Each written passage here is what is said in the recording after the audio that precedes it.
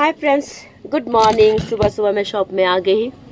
तो फ्रेंड्स, आज मैं कैसी लग रही हूँ, बचपन का याद आ रहा है बीच बीच में, इसलिए मैंने आज क्लिप मैंने वैसे लगाया है, ऐसे करके इसको ऐसे अच्छा लगता है, थोड़ा सा लूज होना चाहिए। सो फ्रेंड्स, मैं कैसी लग रही हूँ चश्मे के साथ अच्छी लगती हूँ या बिना चश्मों के। किसी ने मुझे कहा कि मैं चुड़ैल लग रही हूँ इस बालों में, तो आप लोग मुझे कमेंट करके बताइएगा इस बालों में मैं कैसी लग रही। किसी ने मुझे कहा कि विक्रम बेताल और किसी ने कहा कि मैं चुड़ैल।